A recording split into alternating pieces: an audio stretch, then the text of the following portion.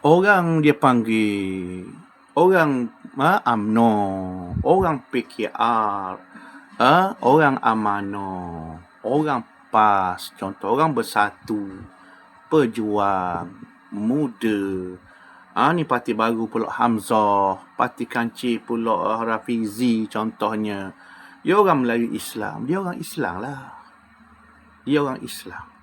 Bukan kerana nama pada parti PAH nama Islam ada, jadi hak tu je parti Islam. Hak tu je Islam. Hak lain dok Islam. Hak lain tambah Islam. Hak lain tolak Islam. Tak boleh gitu. 2026 dah ni. Sebab tu saya sangat mengharapkan sebenarnya. Tok Guru yang jadi dah lama hidup ceramah, dia duduk kuliah, duduk mengajar, apa sepatutnya cerita hak gitu pun. Walaupun PAH nak menang, Tok Guru jadi pun dia nak menang pilihan raya maknanya. Tapi cerita hak betul tu supaya orang tak baloh maksud sayanya. Pasal apa yang berlaku ni, setengah fanatik PAH tu menganggap parti dia je Islam. Parti dia je nak Islam. Parti dia sahaja maknanya pejuang Islam, berjuang Islam. Padahal UMNO pun berjuang Islam juga.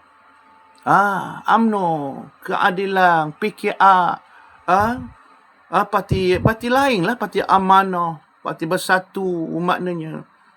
Dan dalam Malaysia ni, kalau parti-parti ni dok juang Islam lah kata, negara ni sudah ada polis askar, ada mahkamah syariah, ada universiti Islam, ada masjid-masjid.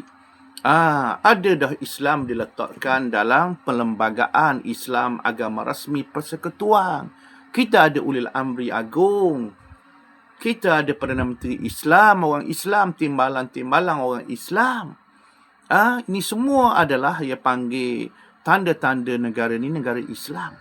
Dah kita nak beki lagi, nak comel lagi. Nak comel 100 tak boleh, sampai kiamat tak boleh. Kita manusia, Tuhan dah jadi ujiannya begitu. Kita nak jadi baik, diri kita 100 pun tak boleh. Awak di rumah awak tak boleh 100. Dah Ustaz nak khabar apa? Saya nak khabar janganlah main baloh, main parti sampai Islam dengan kafir dengan Islam.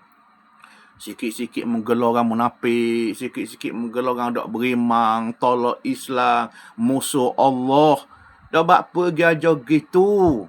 Mu kata liberal tu kafir, liberal tu kafir. Mu kata sekular tu kafir, lepas tu mu gitu tuduh orang pula sekular. Maknanya mu kafirkan dia. Mu liberalkan dia, maknanya mu kafirkan dia. Kecuali mu kata liberal tu ada tak kafir. Macam saya faham, liberal ni ada dua. Satu liberal akidah. Liberal akidah tu kafir. Liberal agama tu kafir. Di sana ada liberal pekoh. Keterbukaan dia panggil terbuka. Dia panggil terbuka. Tapi kita terbuka ni, ekonomi terbuka, politik terbuka, tapi ada sempadang. Ada hukum halal haram. Siapa hak kata tak ada dosa pahala dalam politik? Bukan PAH saja. Bukan Tok Guru Jadi saja berkeyakinan bahawa politik ni ada dosa pahala. Datuk Seri Anwar Ibrahim pun kata gitu juga. Apa Zaid Hamidi pun kata gitu. Mahyudin pun kata gitu. Yang bawa Mak Sabu pun kata gitu. Sama sahaja.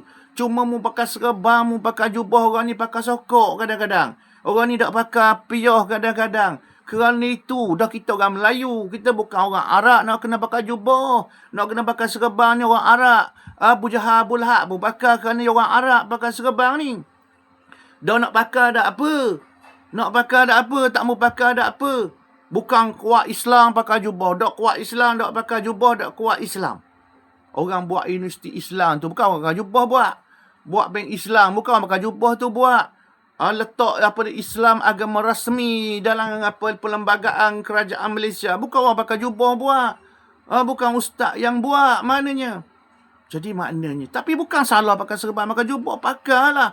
Tetapi janganlah kita menilai iman seseorang, perjuangan Islam seseorang atas sifat jubah serban kita kerana kita ceramah juang Islam. Dah orang hak buat bank Islam, dak juang Islam. Orang buat universiti Islam antarabangsa juta mari belajar tu. Riba daripada bank Islam menyelamatkan daripada riba tu. Tabung haji juta orang pergi ke Mekah melalui sistem tu, kaedah tu. Bantuan apa dia daripada tabung haji. Tak boleh pahala ke? Bukan perjuangan Islam ke tu? Meletakkan Islam dalam perlembagaan agama rasmi tu. Bukan perjuangan Islam tu.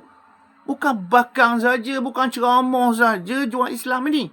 Beranilah saya nak khabar supaya kita bersederhana, memaafkan, jangan doa laknat, sedar kita siapa, kelemahan kita, baik kita, orang lain pun baik, kita pun ada silap salah, pakak baiki membaiki, dipanggil di zaman Nabi dulu islah ataupun dakwah maknanya. Mudah-mudahan kita semua selamat dunia akhirat.